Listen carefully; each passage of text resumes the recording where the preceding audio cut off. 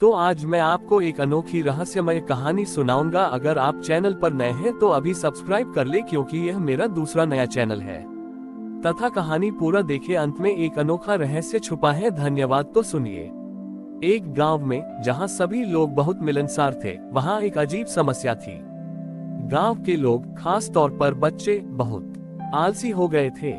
वे अपना कोई भी काम समय पर नहीं करते थे। वे दिन भर खेलते रहते थे और पढ़ाई या घर के काम को टालते रहते थे। गांव में एक बूढ़ी महिला रहती थी जिनका नाम मालती था।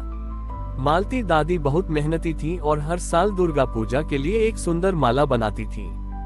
वह ये माला गांव के हर बच्चे के हाथों से एक एक फूल लेकर बनाती थी। लेकिन इस साल बच्चों ने कोई भी काम समय पर नहीं किया था, इसलिए वे फूल लाना भी भूल गए थे।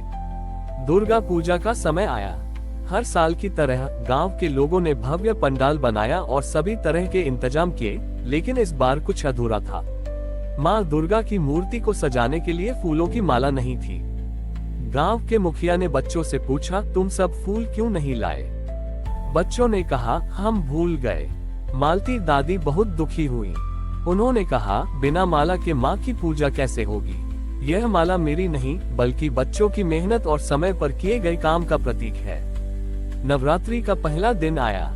गांव के लोगों ने सोचा कि बिना माला के ही पूजा कर लेंगे, लेकिन जब वे मूर्ति के पास गए तो उन्हें लगा जैसे मूर्ति की चमक कम हो गई हो। दूसरे दिन एक छोटी सी बच्ची, जिसका नाम रोशनी था, को अपनी गलती का एहसास हुआ। वह जल्दी से उठी, अपने सारे काम समय पर किए और बगीचे से एक फूल तोड़ लाए। उसने वह फूल मालती दादी को दिया। मालती दादी ने वह फूल माला में लगाया। तीसरे दिन एक और बच्चा आया और उसने एक फूल दिया। धीरे धीरे हर दिन एक एक बच्चा अपने काम समय पर करके एक एक फूल लाने लगा। 9वें दिन जब सारे बच्चे अपने फूल लेकर आए तो मालती दादी ने माला बनाना शुरू किया। उन्होंने हर बच्चे से कहा कि वे माला में एक एक फूल लगाएं। जब सारे फूल माला में लग गए तो वह एक बहुत ही सुंदर और रंगीन माला बन गई थी। जब उन्होंने वह माला मां दुर्गा की मूर्ति को पहनाई तो एक चमत्कार हुआ। मूर्ति से एक दिव्य प्रकाश निकला और वह माला अपने आप चमकने लगी। सभी गांव वाले हैरान रह गए। मालती दादी ने कहा, ये सिर्फ माला नहीं, बल्कि बच्चों की मेहनत और लगन का प्रतीक है। मां तभी प्रसन्न होती है जब हम अपने कर्तव्यों को पूरी ईमानदारी और समय पर निभाते हैं।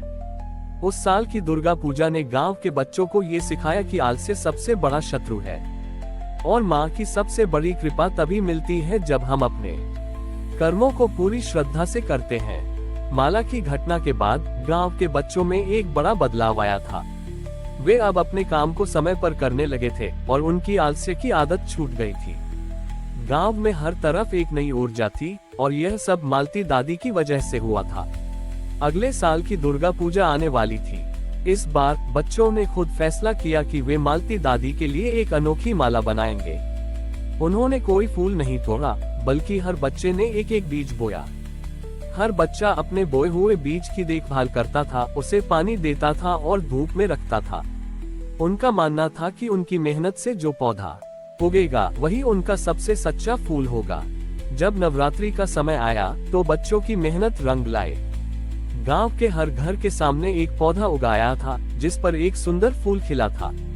बच्चों ने उन फूलों को नहीं तोड़ा, बल्कि उन्होंने उन पौधों को ही उठाकर एक खास जगह पर रखा। 9वें दिन जब सारे बच्चे अपने अपने पौधों को लेकर एक साथ आए तो वहां का दृश्य अद्भुत था। एक हरे भरे बगीचे जैसा माहौल बन गया था, जिसमें हर रंग के फूल खिले थे। मालती दादी ने कहा, आज माँ दुर्गा की सबसे सुंदर माला बनी है।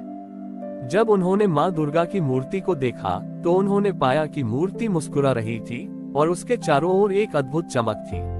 उस साल की दुर्गा पूजा ने गांव के लोगों को ये सिखाया कि सच्ची भक्ति का मतलब सिर्फ एक माला बनाना नहीं है, बल्कि जीवन को हरा भरा बनाना है। और मां की सबसे बड़ी कृपा तब होती है जब हम अपनी मेहनत से जीवन को एक नया रूप देते हैं।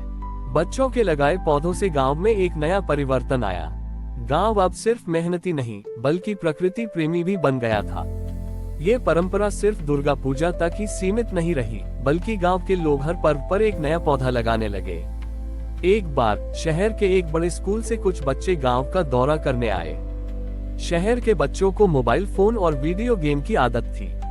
उन्होंने गांव के बच्चों को बिना किसी इलेक्ट्रॉनिक सामान के खेलते देखा तो उन्हें अजीब लगा। गांव के बच्चों ने उन्हें अपने पौधों की कहानी सुनाई और बताया कि कैसे दुर्गा पूजा के समय उन्होंने एक साथ मिलकर ये पौधे लगाए। उन्होंने शहर के बच्चों से कहा, हमारा सबसे अच्छा वीडियो गेम यही है कि हम एक दूसरे के साथ मिलकर कुछ नया करते हैं। शहर के बच्चे पहले तो शर्माए, लेकिन फिर उन्होंने भी गांव के बच्चों के साथ मिलकर एक और पौधा लगाने का फैसला किया।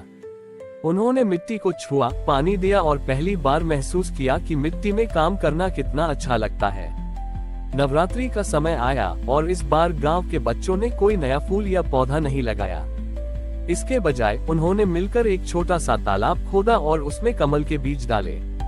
उनका मानना था कि जिस तरह कमल कीचड़ में खिलता है, उसी तरह उनके सद्भाव और एकता से गांव में और भी खुशहाली आएगी। 9वें दिन जब उन्होंने तालाब को देखा तो उसमें एक भी कमल नहीं था। बच्चे थोड़े निराश हुए, लेकिन मालती दादी ने उन्हें समझाया, कमल तुरंत नहीं खिलते, उन्हें समय लगता है। तुम्हारी मेहनत ही असली पूजा है और फल एक दिन जरूर मिलेगा। अगले साल की दुर्गा पूजा में जब शहर के बच्चे फिर से गांव आए तो उन्होंने देखा कि तालाब में एक सुंदर कमल का फूल खिला हुआ था। उन्होंने उसे नहीं तोड़ा, बल्कि उसे देखकर प्रार्थना की। उस साल की दुर्गा पूजा ने शहर के बच्चों को ये सिखाया कि सच्ची खुशी और आनंद मोबाइल फोन में नहीं, बल्कि प्रकृति से जुड़ने और अपनी मेहनत से कुछ बनाने में है। और माँ की सबसे बड़ी कृपा तब होती है जब हम धैर्य रखते हैं और विश्वास के साथ अपने कर्मों को करते रहते हैं। हमारी और भी आध्यात्मिक एवं अनोखी कहानियाँ देखने के लिए हमारे चैनल पर जाएं तथा धार्मिक एवं पौराणिक अनोखी कहानियाँ हमारे चैनल पर है। कृपया जाके देखें तथा हमारे चैनल को सब्सक्राइब करके रखें और वीडियो लाइक जरूर करें। धन्यवाद।